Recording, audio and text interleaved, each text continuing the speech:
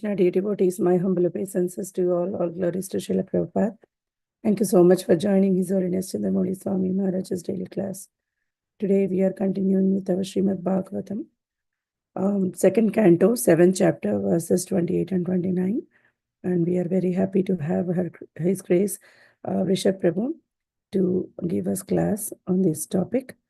And before Prabhuji joins, I'll just share my screen and we can start reading the verses, doing some Mangalacharan prayers.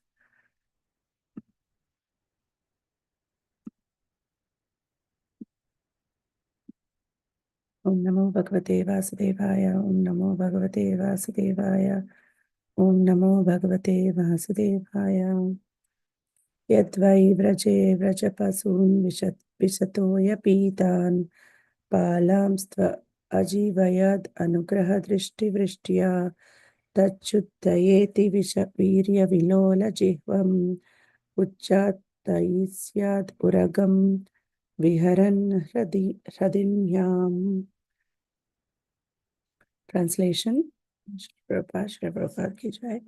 Then also when the cowherd boys and their animals drank the poison water of the river Yamuna, and after the Lord in his childhood revived them by his merciful glance, just to purify the water of the river Yamuna, he jumped into it as if playing and chastised the venomous Kaliya snake, which was lurking there, its tongue emitting waves of poison. Who can perform such Herculean tasks about the Supreme Lord? So we are seeing the pastimes of Lord Krishna.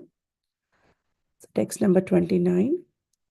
Tat karma divyam ivayan nihasayanam davagnina suchivane paritahya mane unnesyati vrajam ato avastitantakalam netre pidhapya sabalond nadikamya virya. Translation.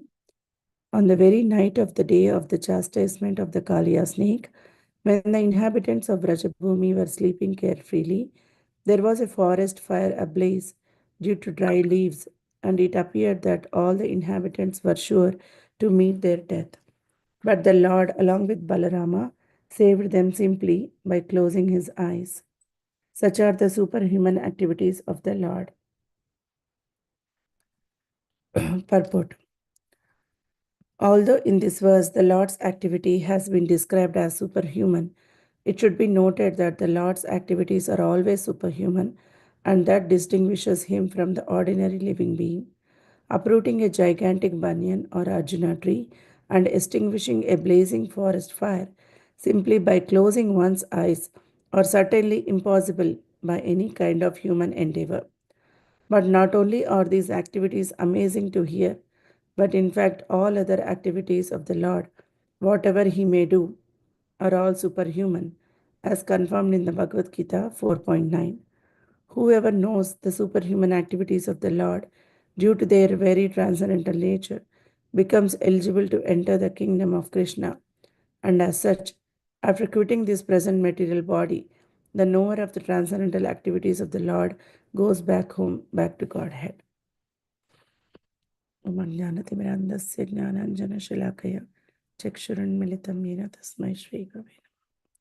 Prabhu, Hare Krishna. Please accept my humble obeisances. All glories to Srila Prabhupada. All glories to Guru Maharaj.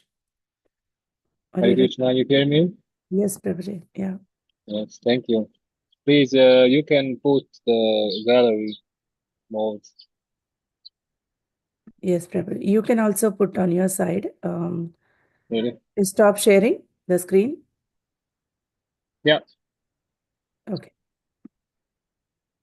Okay. Yes. Okay. You hear me? I'm bound by Maya, so That's you fine. can see me. Hare Krishna, you hear me well? Yes, Prabhuji. Yeah, we can. Okay. Thank you very much for joining, and please accept my humble obeisances. I'm also the shepherd today, but I'm a power race in the name of now we see the day to shepherd, but it's in the ritual now it's family to know, and then I'm the day to shepherd stand, and it's in the productive time to family to know.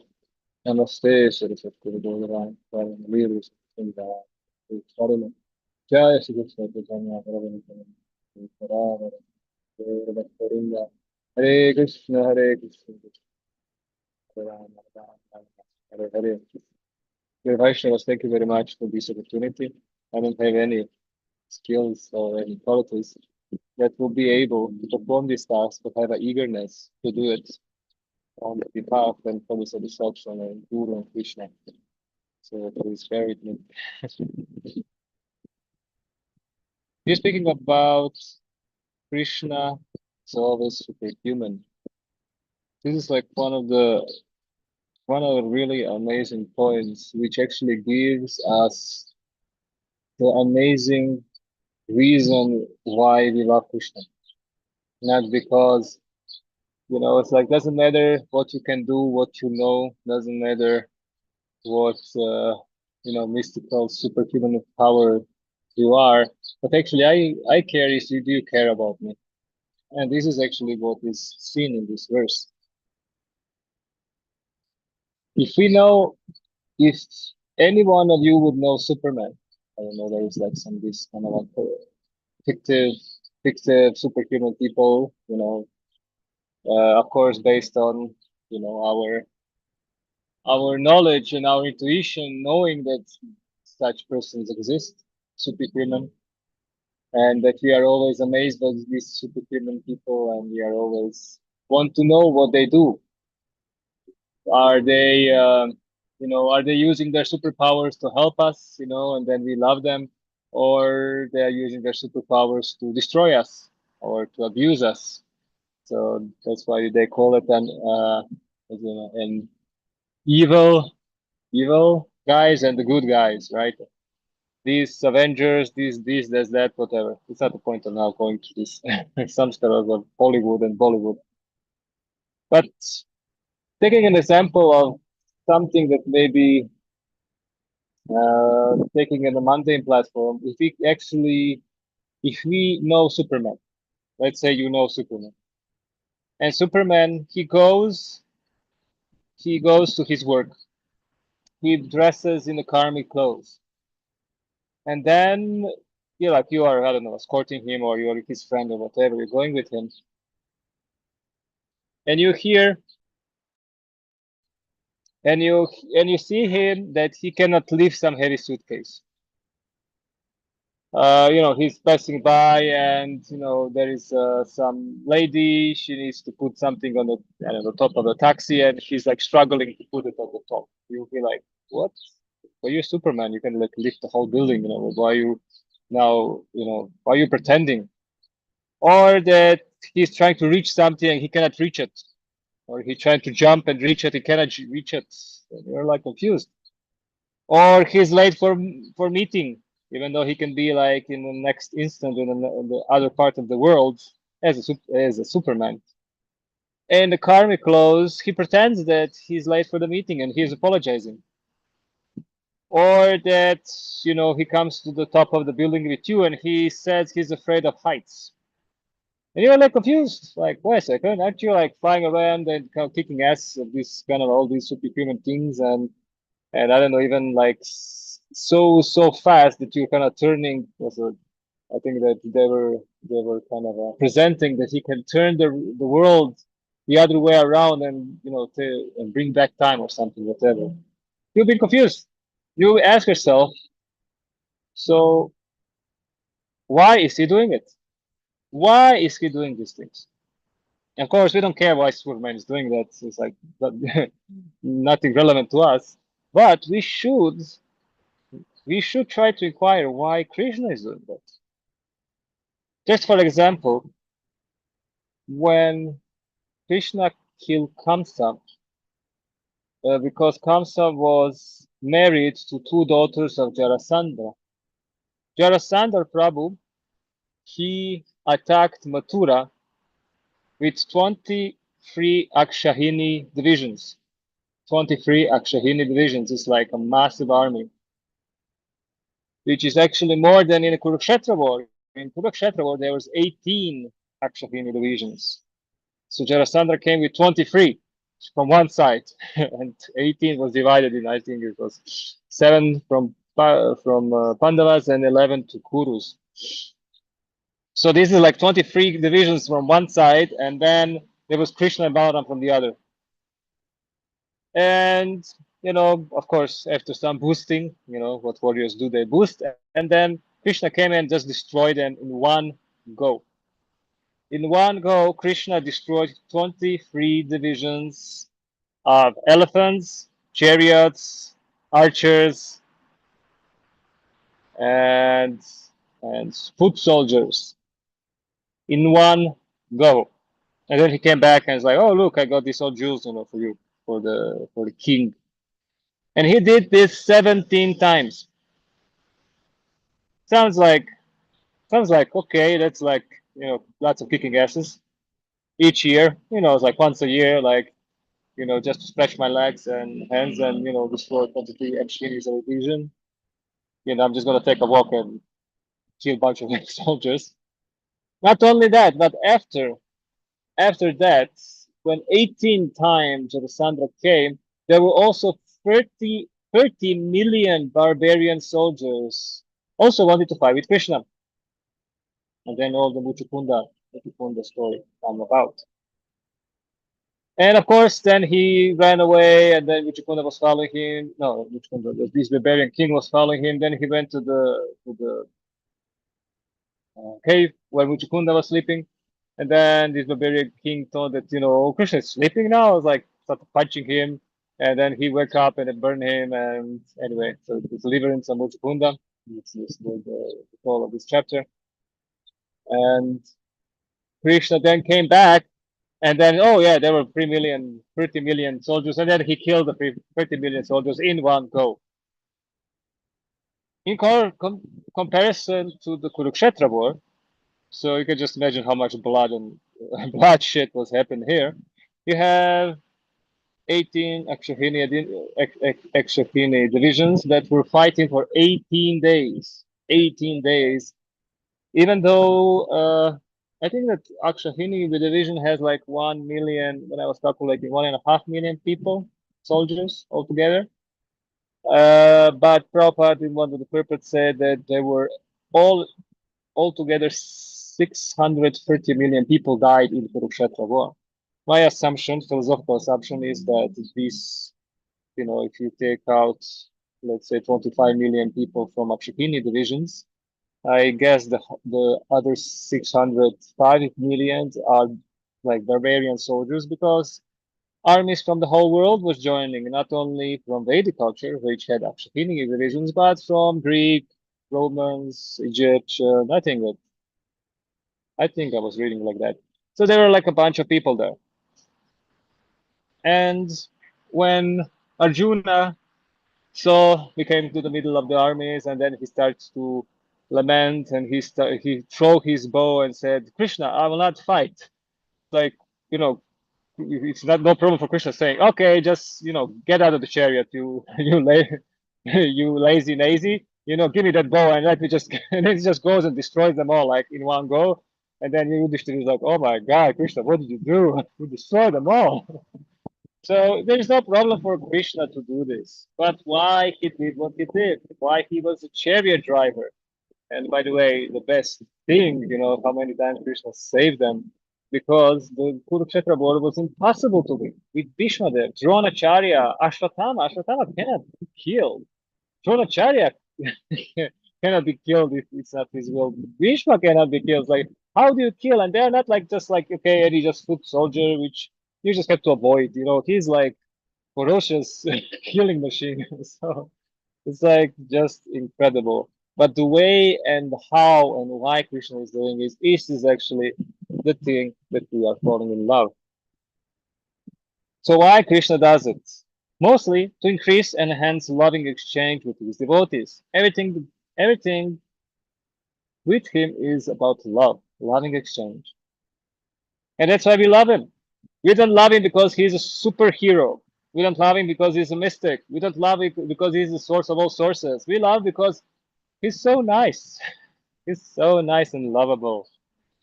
And in this Kali Alila, Kali Ashesha Lila, everyone was afraid of Krishna. If we actually think about it, Krishna made this, he could just like kind of like, just put his hands in the water, grab the tail, and just like whoops it out and like get out of my lake, you snaky little thing. He could do that, but he didn't. Why? So let's see what happened when he entered the Kalia Lake. Then he was started to fight. The whole inhabitants started to see some inauspicious signs. It's more like a call. Call for, hey guys, come, see what's happening. What's happening in the lake.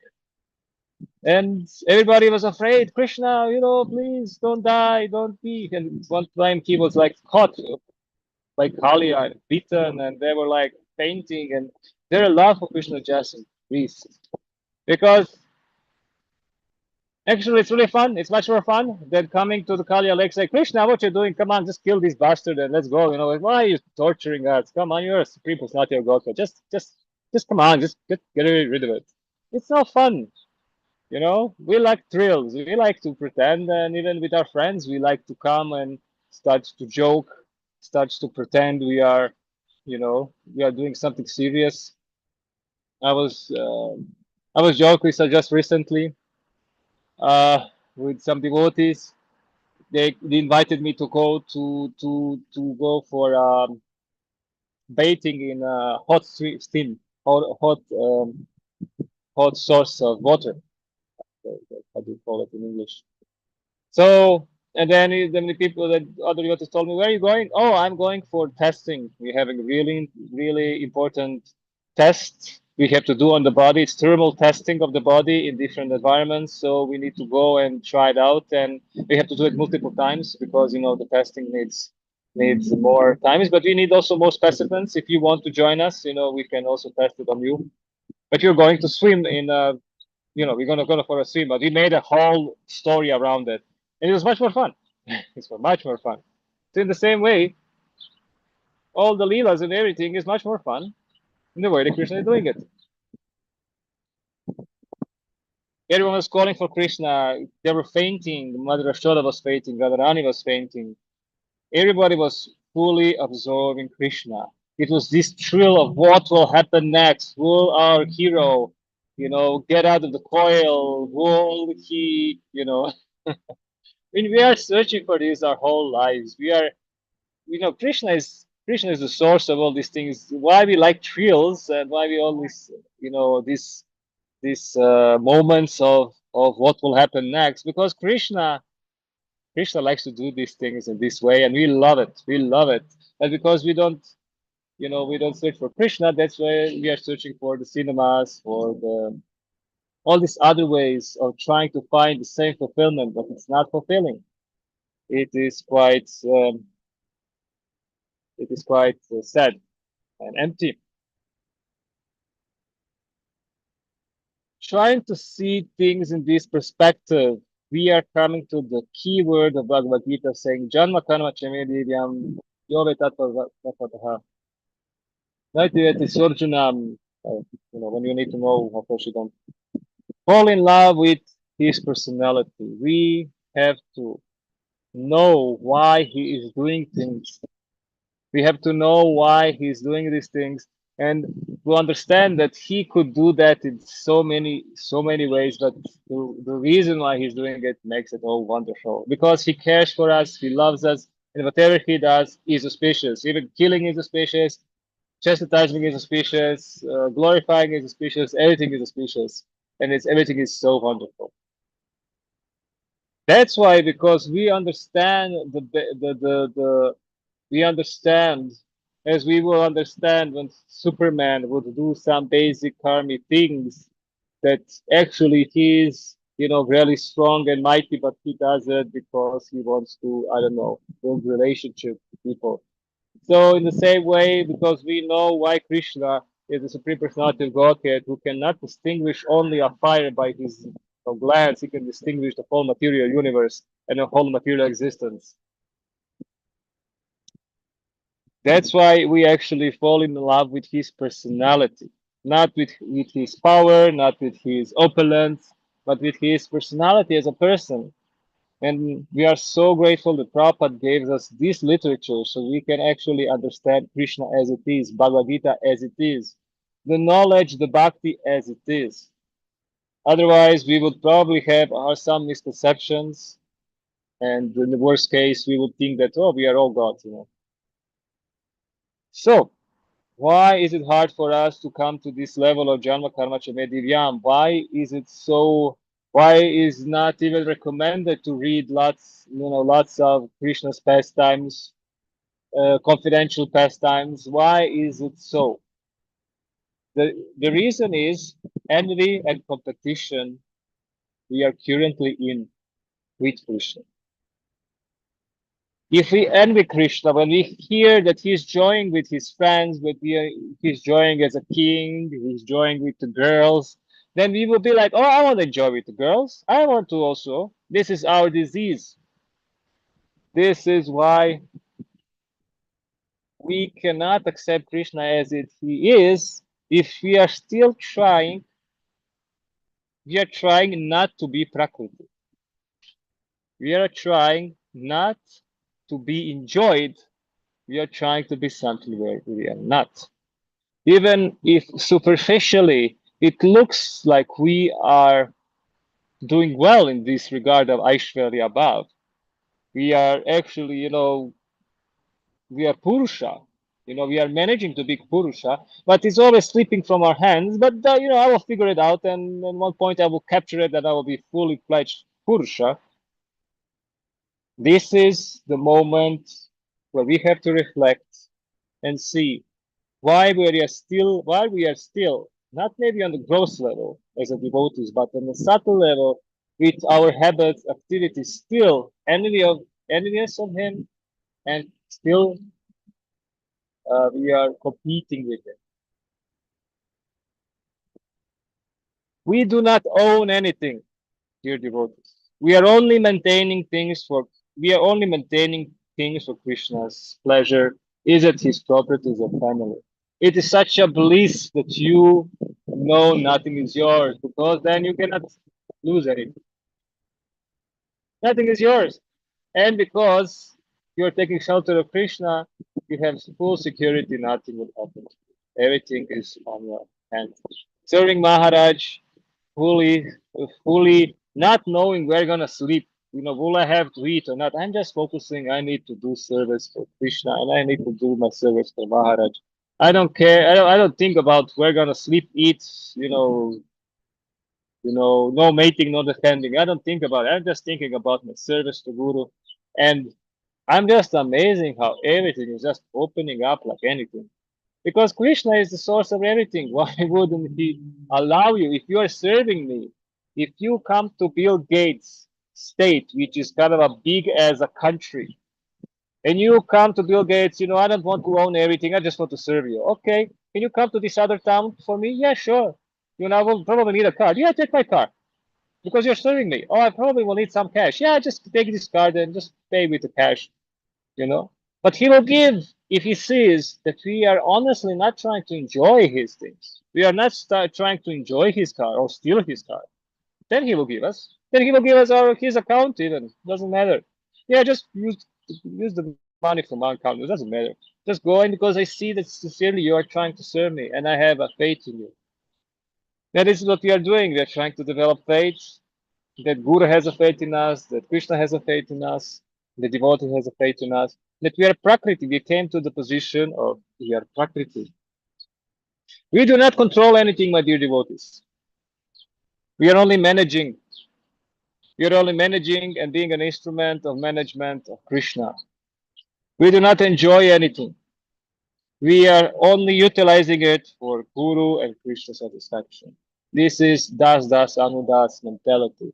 We have to deeply capture ourselves that we are still trying to own, control, and enjoy, and shift ourselves to maintaining, managing, and utilizing for Krishna's pleasure. Doing this shift, doing this shift, 100 degrees shift,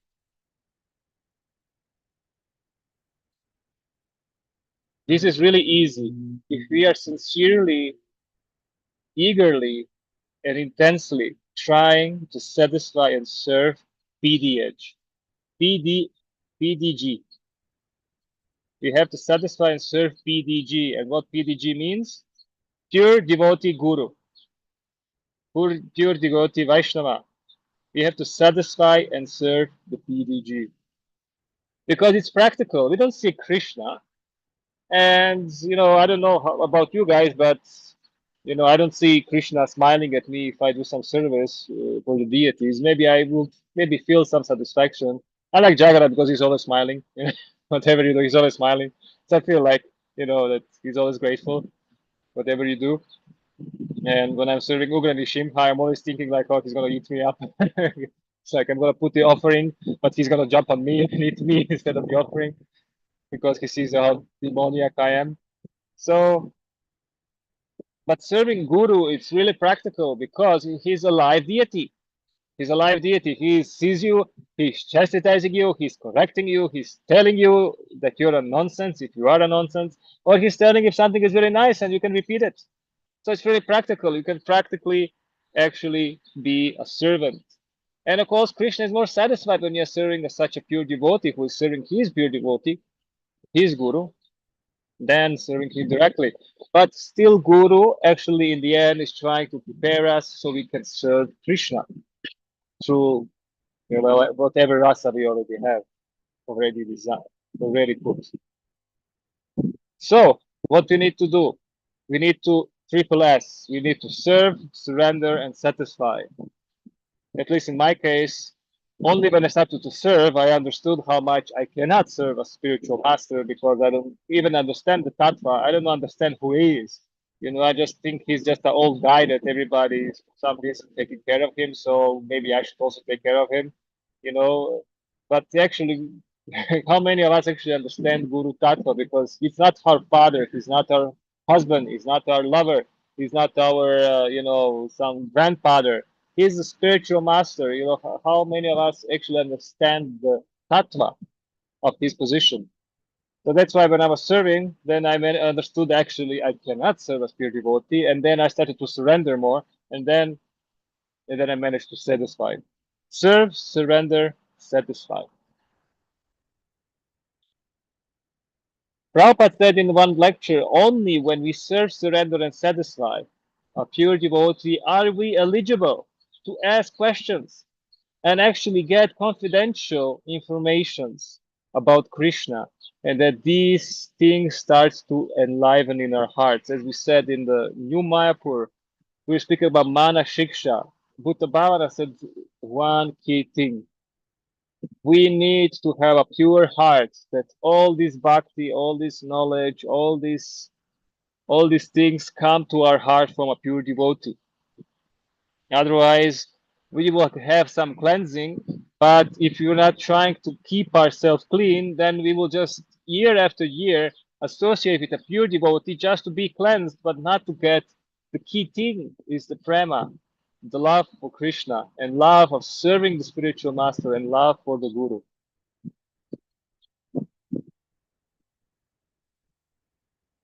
When we manage to really, really be eager to serve the Guru, his instructions, and actually, really trying to be only a servant, trying to be Prakriti position. We will be happy in our position. We will be so happy that we brought joy to someone. And we already see this in material world. The grandmothers, they are so happy to serve their grandchildren, even though they are old and everything hurts, but they really push themselves for some festivals to make lots of many different nice things for the grandchildren. Also, what happens that our false ego starts to change. Ego, which says how do we identify with self, start to change from I am this body and I am the enjoyer. Because if we identify with the body is the animal. The body is the animal that is pushing us for eating, sleeping, mating, and defending. So when we stop identifying with the body, then we are stop identifying with these urges. These urges are actually not even they are not even so active anymore because we are not meditating on them, and then they are not activated. which our ego is coming to, I am meant for Krishna's enjoyment. This is such a blissful situation. Then you understand you cannot identify with this material world when you are thinking, I'm meant for Krishna's enjoyment. Why? What I'm doing here? It's like you just feel like you fell from the spiritual sky, and you're like, oh, where's Krishna? What is this? Oh, these nasty old things around me. What is it? You don't identify with anybody. You don't identify with your body anymore because you identify with I am for enjoyment of Krishna. As das Sanu das, okay, here's my spiritual master. He's gonna take me to the spiritual world. He's gonna show me how to serve Krishna. He will present me to Srimati Radharani, and they will show me how I can serve Krishna best. And it will happen that you're going to start serving with eagerness and devotion. And this is kind of one of the key things. What does it mean, ruchi? What does it mean, the shakti? We're speaking about some high levels of sakti bhava prema. It's actually eagerness to serve Krishna. It's like this intensity of serving Krishna. This is actually what love means. We want to serve someone, and the more love we have, the more intense the desire is to always serve this person. So first we maybe have some taste to serve Krishna and Guru. Then later on we become fanatical about it. We get what ruchi asakti. It means you are attached to it. I need it. I need it. I don't need to breathe, but I need to serve my Guru. Right? It's like this is my rasa. And then Baba comes after it, and Prema. Love and attachment develops. So all in all, after having such a nice Prema Kirtan from Maharaj, we are reading this and listening from pure devotees to understand why we are reading about the opulence of Krishna, why we're reading first nine canto of Bhagavata before coming to the 10th, so that we can understand that Krishna is all powerful and he can do whatever he likes. But he does things to satisfy his devotees. And that this is enough, and we are sold to him. We are selling our soul to Krishna. We have to catch ourselves, the envious part of us, the competition part of us, trying to imitate him instead of being the Prakriti, being the Purusha. And the best way is to intensely serve the spiritual master, because there you cannot be a Purusha next to Maharaj. You can only be a Prakriti, and he will fully fully engage you. He will fully, like a Vedic husband, fully engaging his wife in service. So this is how we want our spiritual master to fully engage ourselves in Krishna service, and then everything else will just go smoothly. Everything else will be just like oh, I have a wife as well. Oh, I have a children to take care. Really? Oh, I didn't take care of them for months, but it looks like everything is fine. Anyway, it's amazing. I will stop here. Thank you very much. I hope it was somewhat understandable, though. But please correct me, dear devotees. Let me know your impressions, your realizations as well. So yeah, thank you. Hare Krishna. Thank you so much, Prabhuji. Nice realizations, and finally you concluded like from superhuman activities to serving the Guru and going back to Godhead. Yeah, so your experience and your realizations are very wonderful. Thank you so much. Dear devotees, if you have any comments or questions or anything, you can please go ahead now. Brett Prabhu, how are you, Brett? Please turn on your cameras if possible. We are just few devotees online today, so it will be a nice interactive session. We have Radha Vinodini Mataji also on the call. Haribo, I was hoping she will come. Please. Yeah, I was listening to your class about emotions. I had a really nice realization about that. Hare Krishna. Sorry, I was a bit engaged in some creative type of service, so that's why I didn't turn my camera on. But Yeah, thank you so much for this nice class. It's for me it was really something to think about, because you mentioned all these superhuman um, type of people, and I was wondering what can be the cause why these are so attractive for us. If it's because we want to be in control, or if we want to find protection, or something like that. Do you have maybe some realization about this topic? Why people are so attracted to this? Because I mean, lately everywhere there are these advertisements about so many of these type of movies and stuff. And I was also just yesterday. I'm translating for Hungarian devotees. There is an animation series of Lord Hanuman called Legend of Mm. Hanuman, and everyone is so much into it because at last there is a Vedic superhuman. so so yeah, And it's a monkey. yeah. Yeah, thank you. Thank you. I think that you know more than me. I can repeat only what you said and maybe add two others that I've heard as well. One of the things that, okay, it's good that, know that someone who is super powerful cares for us and he will do everything to protect us. This is for sure one thing. Uh, and I guess that one of the things also that this, you know, especially cartoons for like teenagers, they have also like a lot of this there, like I like like some superhero children or something, like a child, 13-year-old saving the world or blah blah blah. I think that one of these things is like this, trying to be super special and super powerful, and one day maybe someone will come to us and say, "Oh, you're the chosen one, and you're gonna get the superpower Yeah. now. You're gonna start flying and kicking ass, and it's, trying to imitate the Krishna in like a more gross way. Yeah, I mean, I think that Prabhupada also said that we want some, we want to look up to someone. We are searching always for that, and because we are not hearing about Krishna, and we are thinking, or if Krishna is presented as some mythological person, then it's then then it's like let's just invent a new guy, and I don't know. Please, maybe you know something more.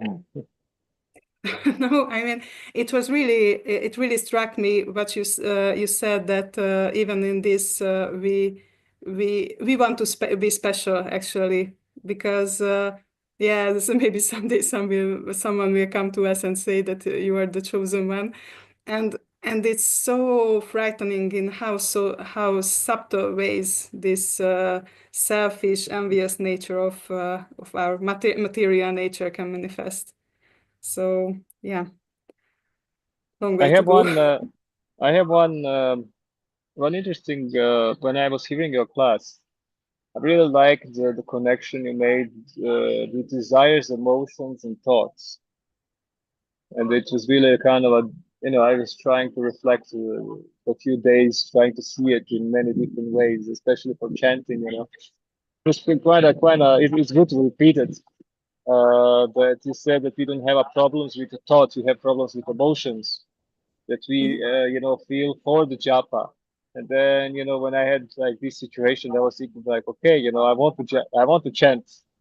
Why, like, to remind myself why this chanting is so important, to increase my desire for chanting, so that the emotions will be different. But you also said that the false ego is the one who experience emotions, right?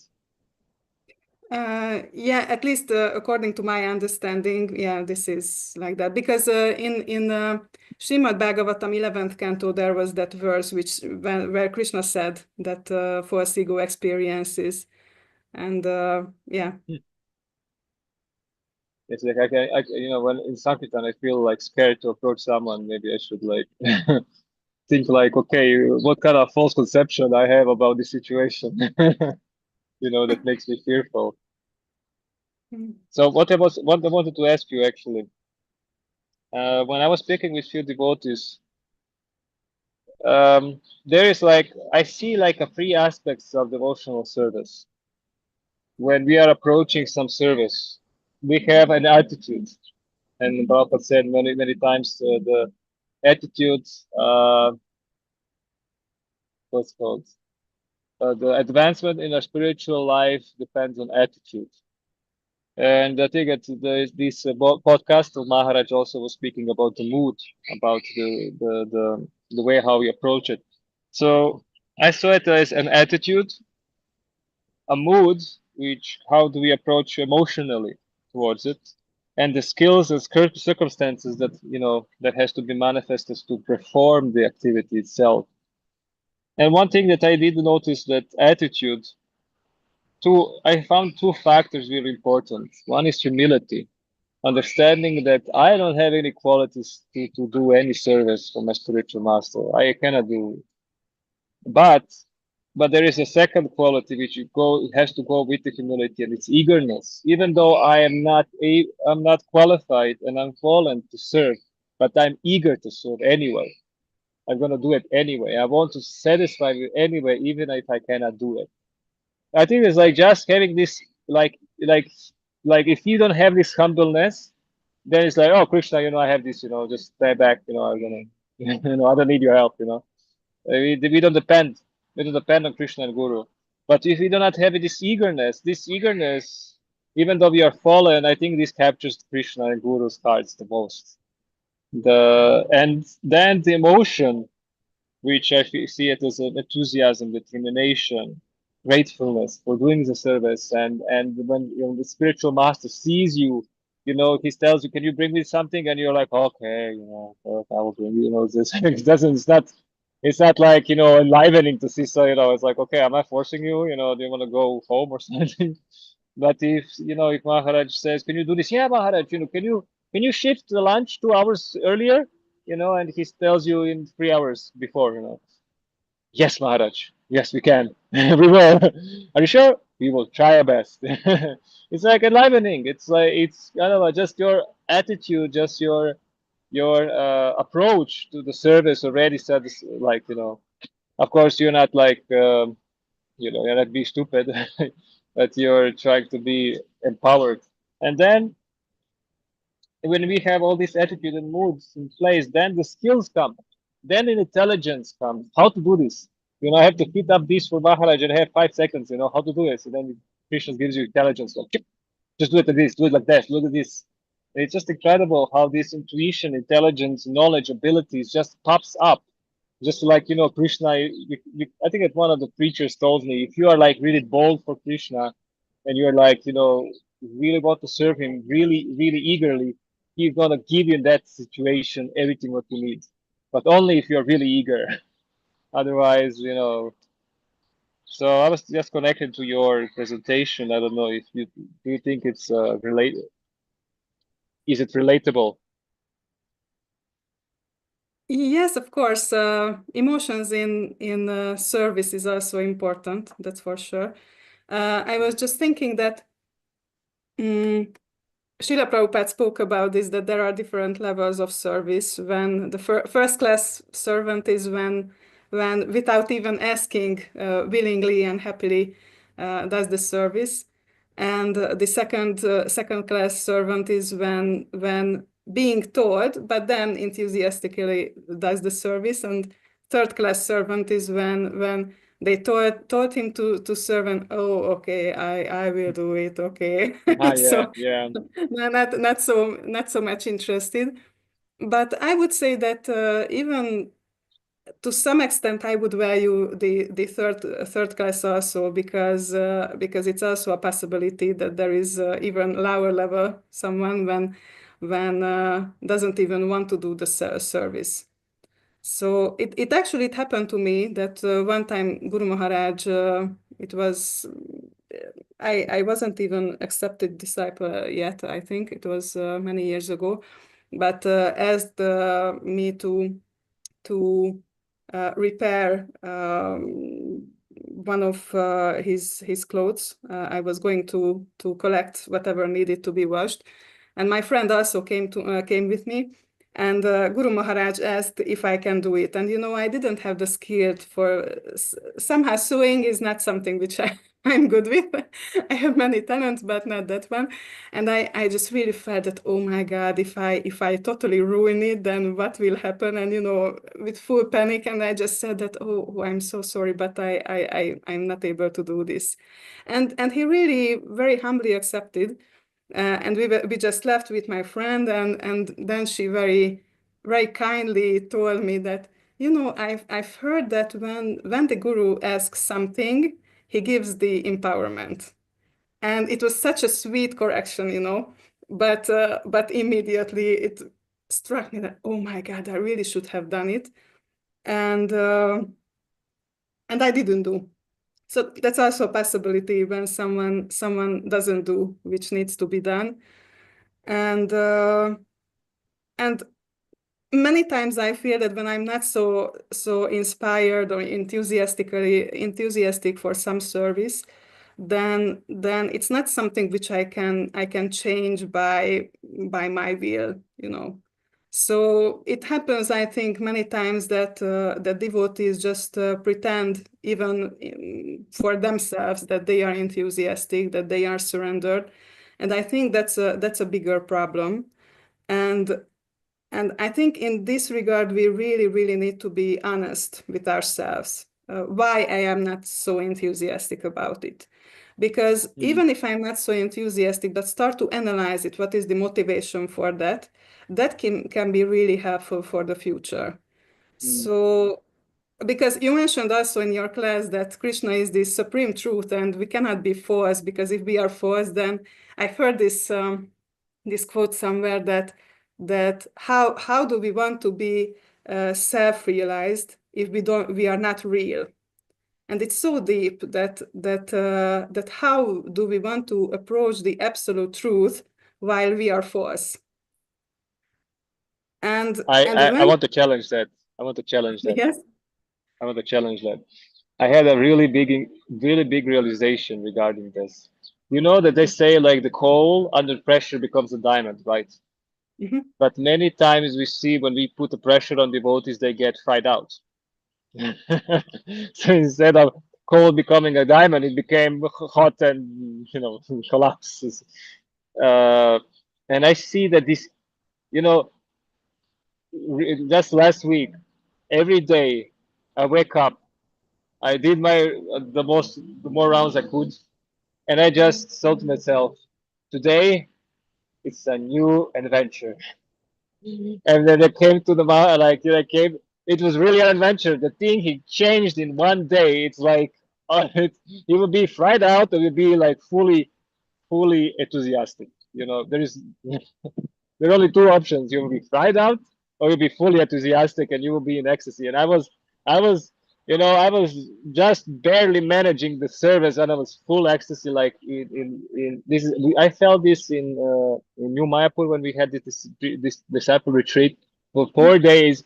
I was just running around, and Brett was there with me, trying to serve Maharaj, and I was in ecstasy. I was like, should we put that temple upstairs, downstairs? We're gonna heat it up. Which stairs you're gonna have to use. It's like, like I didn't understand many things how to do it, but I was in ecstasy. It doesn't matter. I was there. The consciousness was there. The eagerness was there, and it's like it was just Maharaj would start yelling and beating me. I would be in ecstasy. Everything was such joy, and I said, I want this every day. I don't want this to be only New Mayapur. I want this to every day. And then that's why I try to have this eagerness to serve, even if it's a challenging thing, because this attitude of humility and eagerness gives me all the safety, gratefulness, and also fearlessness that Krishna, that I really feel Krishna's presence then. And then every skill, everything, circumstances, everything else, it's just amazing how much, if you push yourselves, rather than not, you have 10 seconds to get out of your room, you don't have the keys, you will find a way. You will be like pushing your intelligence, you will find 10 different ways how to get this out of your room, and you'll be like, wow, I didn't know of so many ways to get out of this room. because because of this tivra, the intensity of the service. So it was just like interesting when you were saying this thing, how how actually depends on our attitude. The same situations can be frying out, or you can be like a blissful situation.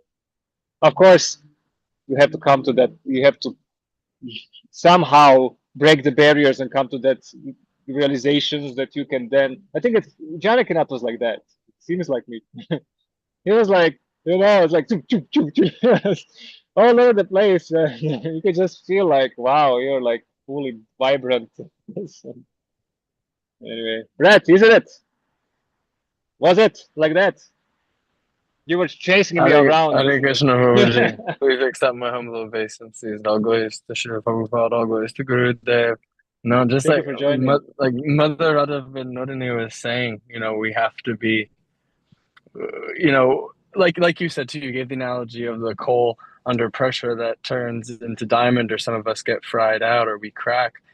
But as devotees or as disciples, as we're trying to build these qualities, we have to remain disciplined, and we have to remind ourselves, like you said, yeah, we have to have this positive mental attitude and this eagerness to serve. And when devotees get the chance to serve together, it alleviates that pressure, and we can breathe Yeah. easy together, and we can help each other, and we can find new exciting ways. For me personally, Vrshabh, we spent such a sweet personal time together. um, and you helped me so much, and I'm not going to go on about that, but just that moment when you and I were in the room together when Gurudev was sleeping, and it passed that moment to wake him up, and Gurudev didn't wake up on the first Gurudev, and we felt the room just get dense, and he looked at me, but the eagerness was still there, and he woke up, and we were like, oh, smiling. So yes, understandable. Oh my Hari God! Bol You have this the same situation Dharma Vatsala had in America, and he had to wake up Gurudev, and he was not waking up for 25 minutes. And he finally wake up, and he was like, "Why didn't you wake me up on time?" And you're just there and humbly accepting. And I did realize that he's yelling at me really humors me so much. It really helps me a lot. When I'm really in bad shape and I fell down because of my weakness of heart, the moment I come in front of Maharaj, he starts yelling at me. I immediately feel all this burden of my weakness falling away, and I'm like, "What? Wow, something happened. Nice, Maharaj, thank you."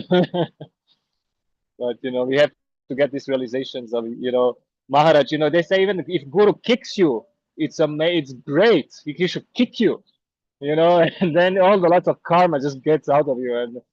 And many times I'm like, Maharaj start beating me, and he said, "Oh, I should beat you up." I was like, "Yes, yes, please, please." And he's like, "No, you don't deserve it." Aww. Anyway, it's amazing. He usually, just that Maharaj was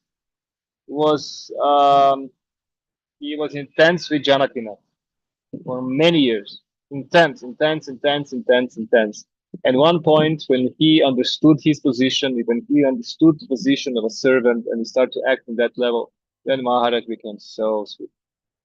So, easygoing, everything was so nice. If you forget something, no problem. It's just so lovingly. And I need 5 years. I needed the 5 years. And then just recently, I came to Gurudev and said, I understood how many faults I did in my service. I just didn't, it should be really hot. It was not hot, It was, I could have done this or that, but I was on my phone. Like, you're regretting these things, all these small details you want to really make for Maharaj really nicely, and you didn't do it because you need to. I don't know, you needed to be on your phone. You're like, you didn't need to be on your phone. Come on, it's your weakness. So then I came to my Maharaj after the end of the service, end of the day. I came to Maharaj. Maharaj, I'm so sorry. I made so many mistakes to you. And he's like, you made so many mistakes. You're really good now. Yes, before you were terrible. So before I didn't know the etiquette. I didn't know the skills. I was thinking I was doing amazing things. I'm next to Maharaj and I'm doing things, and Maharaj is like, oh my God, this is a wild animal next to me. It's like, oh my God, what to do with him? So it's like this pride, washed it out, and now I'm just like, oh, all these small details. I didn't manage to do it for Maharaj. No, I want to do it nice for him. I would really, really want to be nice for him, and I was, lamenting. And this is my lamentation now. Why I didn't do this perfect service, even though I'm imperfect. But it's amazing how Krishna manifests the service perfectly. He has intense desire. So you will see. Many, in the beginning we think we are perfect, and the more we advance, we understand like, oh my God, I cannot imagine that he's putting up with me. But I'm grateful always for his service, and I came to Maharaj this time and said, Maharaj, thank you very much for the opportunity to serve you. Just thank you. I'm so faulty that you let me serve you. And he's like, you never said this to me. You should say this every time to me. Not because he actually needs it, but because I need it to get myself. But don't Okay. take too long thanking him either. One time I took too long thanking him and he said, okay, enough, open the trunk. Let's Yeah. get the Yeah, it was a situation. He was waiting for his car. It was just like, a perfect situation. Yeah. Finding time, good time to speak with him. Anyway, this is all small things. And as Radhaminodini mother said, there is the first class, second class, third class. I would say fourth class.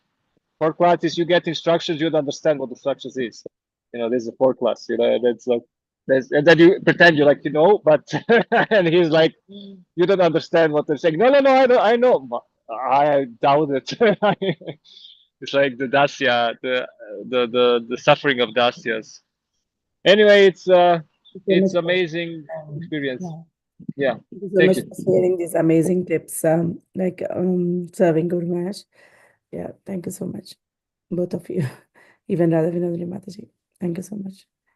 So, dear devotees, any more comments we have? Okay, thank you so much, Prabhuji, for such a wonderful class and nice realizations all of you shared. We also look forward to serve Guru Maharaj in your mood. And yeah, these are very helpful because when we try to serve Guru Maharaj in our capacity, so we face a lot of difficulties, as you said, like we get fried or we get we get shine like a diamond, or we get eagerness or enthusiastic. So it all depends on how our consciousness is there and how we are preparing ourselves to serve Maharaj. Yeah, thank you so much for reminding all of that. Thank you. Okay, if there are no more comments, I think we can end the call here. Thank you so much. We'll meet again tomorrow. Vanchakalpatarubhyascha kripasindhubhyevacha patitanam pavanebhyo vaishnavebhyo namo namaha. Srimad Bhagavatam ki jai, Srila Prabhupada Jai. Guru Maharaj ki jai. His Grace Vrshabh Prabhu ki jai. Thank you.